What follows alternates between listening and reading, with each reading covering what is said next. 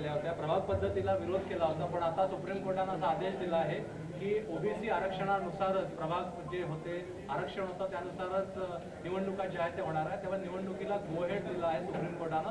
मेचा जो निकाल आहे तो कायम ठेवला आहे 6 मेचा. मी माननीय सुप्रीम कोर्टाचे सर्वोच्च न्यायालयाचे आभार मानतो. महाराष्ट्राच्या 14 कोटी जनतेचं स्थानिक स्वराज्य संस्थेचं प्रतिनिधित्व ज्या जिल्हा परिषद, पंचायत समिती, नगरपालिका, नगरपंचायतमधनं महानगरपालिकेतून येतं, जवळपास 13,000 पोस्ट, 13,000 सीट्स या ठिकाणी सुप्रीम कोर्टाच्या निकालाकरता निवडणुका थांबल्या होत्या. आता या निवडणुका होणार आहे आणि यामध्ये अत्यंत महत्त्वाचं काय आहे,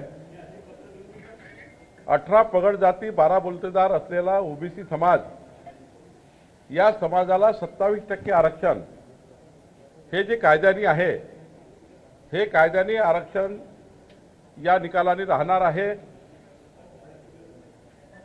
जे लोक याच्या विरुद्ध गेले होते त्यांना चपराक बसलेली आहे आणि संविधानाने जसं एससी एसटी करता आरक्षण राखीव आहे, ते आरक्षण बदलता येत नाही, त्या पद्धतीचं ओबीसी आरक्षण सुद्धा राखीव आहे 27%, ते सुद्धा यातून मिळणार आहे. खरं तर लवकरात लवकर निवडणुका व्हाव्या अशी 14 कोटी जनतेची इच्छा आहे, जेणेकरून हा जो ग्रामीण महाराष्ट्र आहे, महाराष्ट्राचा खरा ढाचा जो आहे, नगरपालिका, महानगरपालिका, जिल्हा परिषदा, हा ढाचा मजबूत करण्याकरता लवकरात लवकर निवडणुका झाल्या पाहिजे, याकरता सुप्रीम कोर्टाने पुढाकार घेतलेला आहे. मी पुन्हा एकदा सुप्रीम कोर्टाचे आभार मानतो. बरं, हे सांगा सर की या संपूर्ण प्रक्रियेनंतर निवडणुका कधी होण्याची शक्यता आहे? आता गो हेड दिलेला आहे, त्यानंतर निवडणूक आयोग आणि इतर सगळी प्रक्रिया, अंदाज काय वाटतो? ज्या पद्धतीचं आयोगाचं काम चालू झालं आहे, मला वाटत नाही फार जास्त दिवस निवडणुका लांबतील. साधारण निवडणुकीची प्रक्रियाच निवडणूक आयोगाने चालू केलेली आहे, त्यामुळे लवकरच निवडणुका होतील असं मला वाटतं. राजकीयदृष्ट्या ओबीसी समाजावर हा न्याय झाला नाही, काही लोक ओबीसीच्या आरक्षणाच्या विरोधी होते. ओबीसीला आरक्षण मिळू नये याकरता काही लोकांनी प्रयत्न केले होते, पण हा 18 पगड जाती असलेला 27% ओबीसी समाज, 27% आरक्षणाचा ओबीसी समाज, या समाजाला आरक्षण मिळालं पाहिजे याकरता आमच्या सरकारने विशेष प्रयत्न केले. त्या ठिकाणी कोर्टामध्ये आमचे जे काही सबमिशन राहिले, अनेक लोकांनी याच्यात खोडा आणण्याचा प्रयत्न केला, पण देवेंद्र फडणवीस सरकार, आमच्या सरकारने योग्य पद्धतीची बाजू सुप्रीम कोर्टात मांडली. मधल्या काळात एकनाथ शिंदे सरकारने याची बाजू मांडली आणि शेवटी सुप्रीम कोर्टाने जे न्यायपीठ आहे, जे कायद्या अंतर्गत आहे, तोच न्याय दिला. त्याबद्दल मी आभार मानतो. सर, हिंदी में बताइए, जिस तरह सुप्रीम कोर्ट ने कहा है पिटीशंस को दायर की गई थी, नए ओबीसी आरक्षण के साथ जो प्रभाग पद्धति लगाई गई थी उसे चैलेंज किया गया था, सुप्रीम कोर्ट ने गो हेड दिया है कि ओबीसी आरक्षण के तहत ही अभी इलेक्शंस होंगे. महाराष्ट्र की 14 करोड़ जनता के लिए बहुत बड़ा आनंद का दिन है कि आज सुप्रीम कोर्ट ने फिर एक बार 13,000 सीट के ऊपर जो सीटें हैं, नगरपालिका, नगर पंचायत, जिला पंचायत और महानगर पालिका में पिछले 3-4 सालों से 5 सालों से चुनाव रुके हैं. केवल ओबीसी आरक्षण कितना होना चाहिए इसलिए रुके थे, प्रभाग रचनाएं कैसी होनी चाहिए इसलिए रुके थे.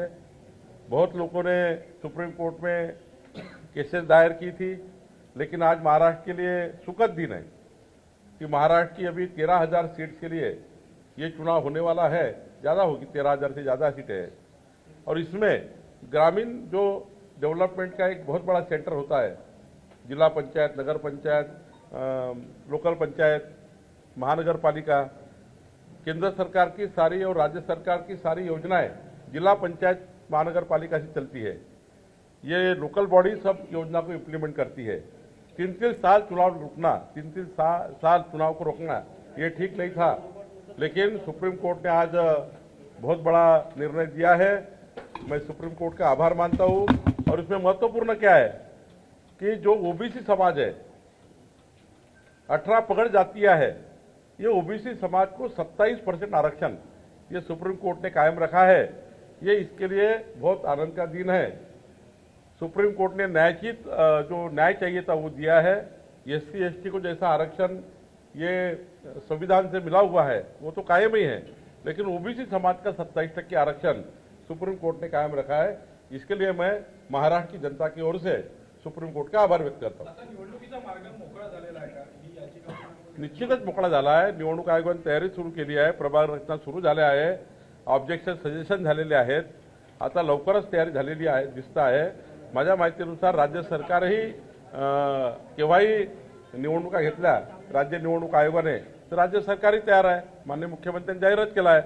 आणि राहिला प्रश्न भाजपचा, भाजप तर 51% मतं घेऊन सर्व नगरपालिका, जिल्हा परिषद, पंचायत समिती जिंकण्याकरता उद्याही निवडणूक झाला तरी तयार आहे। एक प्रश्न तर असा आहे की विकास कामं थांबलेले आहे, प्रशासक आहे अनेक ठिकाणी, त्यामुळे एकीकडे निवडणुका होणार आहे, नवं नेतृत्व पुढे येईल, तुम्ही सांगितलं 10-12 हजार जागांवर, पण विकास कामं सुद्धा प्रशासकांमुळे अनेक ठिकाणी थांबलेलं आहे, तोही मार्ग मोकळा होईल। जोपर्यंत लोकप्रतिनिधी निवडून येत नाही तोपर्यंत जनतेच्या समस्या खऱ्याखुऱ्या प्रशासनापर्यंत जात नाही।